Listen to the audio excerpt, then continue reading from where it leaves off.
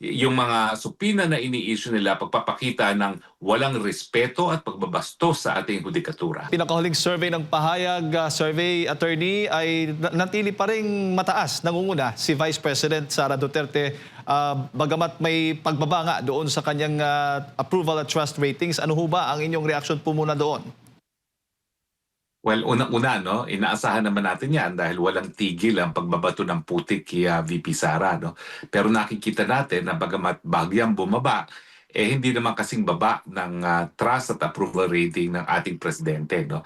Ito'y nagpapakita na bagamat binuhos na ng lahat ng putik ng Marcos administration ang pwede nilang ibato kay VP Sara, nananatili pa rin pinagkakatiwalaan at aprobado pa rin ng taong bayan ang mga gawain ni Vice President Sara Duterte. At sa gitna nga po niyan, attorney, ay inaasahan po o nakatakda nga itong pagpapatuloy ng House Committee on Justice sa impeachment, sa pagdinig doon sa mga impeachment complaint laban po sa Vice Presidente. At kahapon nga din ay nagkaroon ng press con ang Ombudsman Remulla at kinumpirma na natanggap niya yung subpoena doon sa mga dokumento patungkol nga dito sa hinihinging salin ng House Committee on Justice. Ano ho ba ang inyong pananaw po doon? Well, nakakalungkot at nakakagalit na sa panahon na ang daming pagsubok sa taong bayan dahil nga dati nang walang tigil ang pagtaas ng presyo ng bilihin, lumala pa ngayon dahil nga sa putukan sa gitnang silangan, inuuna muna ng politika ng administrasyon nito, no, kesa yung kapakanan ng mga kababayan natin. Ang inaasahan natin kapag ganitong aberya at talaga namang this is a crisis not just in the Philippines but in the whole world, atpagin muna nila yung kapakanan ng mga mamamayan natin. Pero hindi, politika pa rin ang inuuna. Sa tingin mo, attorney, malulusutan po ito ni Vice President Sara Duterte? Mabubusisi ba ng Kamara, ng House Committee on Justice, yung kanyang mga bank accounts?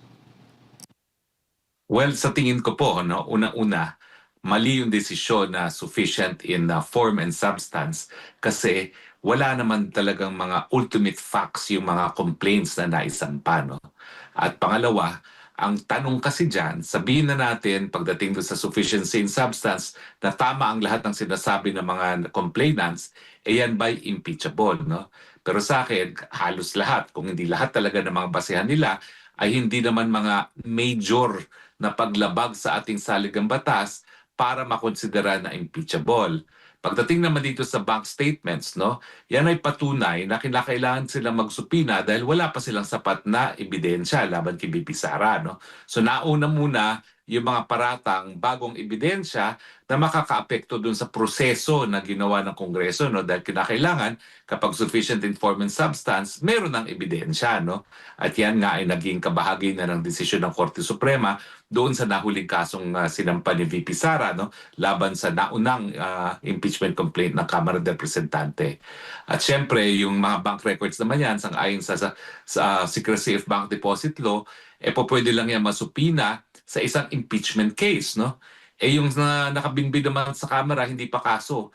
Yan ay pag-determine lamang kung dapat nga bang magkaroon ng kaso dahil ang kaso ng impeachment ay isasampa sa Senado at hindi po sa Kamara de Representante.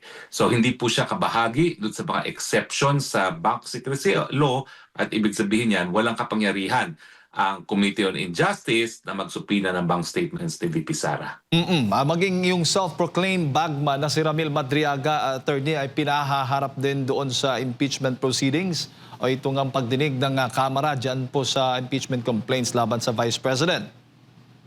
Alam mo yung supinang yan ay sampal sa hudikatura bilang co-equal branch of government.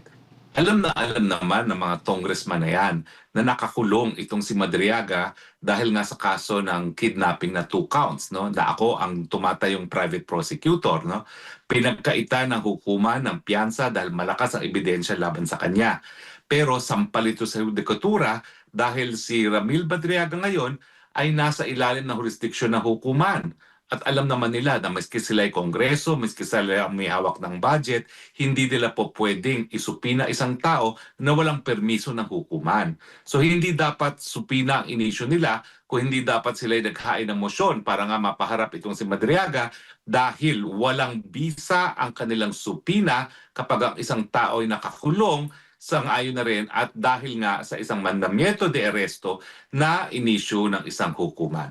So sa tingin ko, kasalanan naman ito ng House of Thieves, Committee of Injustice, dahil talagang linalabag nila yung prinsipyo na pantay-pantay ang hudikatura, ang legislatura at ang ehekutibo. Attorney, sa ilalim ba ng batas, pwede ba talagang maging witness o maging resource person yung mga nakakulong na tulad na lamang nitong si Ramil Madriaga? Well, ang tanong mo, maari. Palaging po pwede. Po pwedeng maari. Dapat ba silang paniwalaan? Hindi. Dahil ang sinasabi nga ng jurisprudence, no, para mapaniwalaan ang isang bagay, kinakailangan kapanipaniwala at dapat nanggagaling rin sa isang kapanipaniwalang tao. Ito naman si Madriaga na sentensyahan na yan ng bitay, no, nung minsan dahil na-convict din siya para sa isang kaso ng kidnapping. At ngayon na naman, 2 counts of kidnapping at ako pa mismo ang nag-handle ng complaint laban sa kanya. No? So sa akin, he is a polluted source at bukod pa dyan, paano siya magtitistigo sa hukuman? Kinakailangan mo ng pumayag ang hukuman na siya magtestigo at pwede naman tumanggi ang hukuman, lalo na ngayon na may pulisiya ang Korte Suprema na pati doon sa pag-attend sa mga hearings ng mga kaso kapag nakakulong ang preso, dapat umapir lamang via live streaming, no, at hindi na personal, no. So hindi ko alam kung anong gagawin ngayon ng Kamara, pero yung mga supina na ini-issue nila pagpapakita ng walang respeto at pagbabastos sa ating hudikatura. Opo, marami ding, ilan po ang nagsasabi na mga kritiko po ng Vice Presidente na takot lamang ang Vice Presidente o pangalawang Pangulo na dumalo o doon sa pagdinig ng Kamara kaugnay nga dito sa impeachment case laban po sa kanya. Attorney. Ano naman nagkatatakot ng ating Vice Presidente? Unang-una, hindi na makapanipaniwala si Madriaga. Alam mo ba, nung linilitis namin ang kaso doon pa lang sa preliminary investigation, wala naman sinasabi si Madriaga na siya ay naging empleyado ng Vice President o kaya naman siya ay naging alagad ng batas dahil po pwede niyang nagamit yun as part of his defense, no, para sa 2 counts of kidnapping. Walang ganyang sinabi si Madriaga. Ang sinabi lang niya, siya ay hindi po pwedeng naging participant sa kidnapping dahil habang nagaganap ang kidnapping, siya nag-a-attend ng isang Sara Parallel Affair, no, ng isang grupo na nangangalang ISIP, no. At bukod pa dyan, yung sinasabi nilang confidential fund, hindi ko alam kung paano sila mag-iimbestiga dyan kasi hindi naman tatawaging confidential fund yan kung dapat magkaroon ng public discussion dito sa mga pera na ginamit as confidential funds kasi nga ito ay related sa national security, no? So kahit anong pilit na gawin nila, confidential ang tawag dyan, hindi po pwede isa publiko. Opo. Attorney, hanggang kailan kaya makakaiwas ang Vice Presidente dito nga po sa mga impeachment complaint na inihain laban po sa kanya? Habang palpak at bano ang ating mga di umano'y mga mambabatas kung paano talaga dapat ipatupad ang impeachment. Ang dami ng desisyon dyan. At ako naman po, I am proud of the fact na yung kauna-unahang desisyon kung saan nagbigay linaw ang ating Korte Suprema kung paano talaga ang dapat na proseso ng impeachment ay kaso na aking hinain, no, para pigilan yung impeachment ni dating Chief Justice Davide. Hindi pa sila natuto dahil ang desisyon na yan na-amplify na doon sa desisyon nga ng Duterte versus House of Representatives. No? Ang gagawin na lang nila talaga, babasahin ng mabuti ang mga desisyon na yan, hindi pa marunong magbasa. Bago ko lang ipasa kay partner Admar, alam po natin na may inihain pong petisyon ng kampo po ng mga Duterte laban nga po dito sa impeachment proceedings. Baga, hinihiling na maglabas ng temporary restraining order laban nga dito sa ginagawang pagdinig ng House of Representatives, Attorney. Hindi naman ho ito makakaapekto, legally speaking, dito nga po sa pagpapatuloy ng ginagawang pagdinig ng House of Representatives? Well, siyempre, titigil yan kapag nag-issue ng temporary restraining order ang Korte Suprema, no? Dahil malinaw naman na ang ginagawa ng Committee of Injustice ay nagkakaroon ng mini-trial at malinaw sa saligang batas na tanging Senado ang sole. Kapag sinabing sole, wala nang iba na po pwede magdinig, no? Ang trabaho lamang ng Kamara de Representante ay parang piskal, no, na magdedetermine ng probable cause sa pamamagitan lamang ng pagbasa ng mga affidavits o ebidensya na nakakabit sa complaints for impeachment at hindi po pwedeng gumamit ng ebidensya labas pa doon sa complaint na ihinain sa Kamara de Representante, no? Kasi ganyan ang proseso sa preliminary investigation talaga. At kung meron silang pagdinig na gagawin, ito ay to ask clarificatory questions lamang, hindi para magkaroon ng first opportunity na makapagtestigo ang mga sinungaling gaya ni Madriaga, no? So on that ground alone, naniniwala ko na sapat-sapat ang basihan ng Korte Suprema para ipigil na o tigilin na itong unconstitutional na investigasyon na nangyayari. Kaya nga lang ang tanong, gagawin ba ng hudikatura ang kanilang katungkulan? Dahil sa kasong hinain ko na similar ang issues na hinaharap ngayon ni VP Sara, no?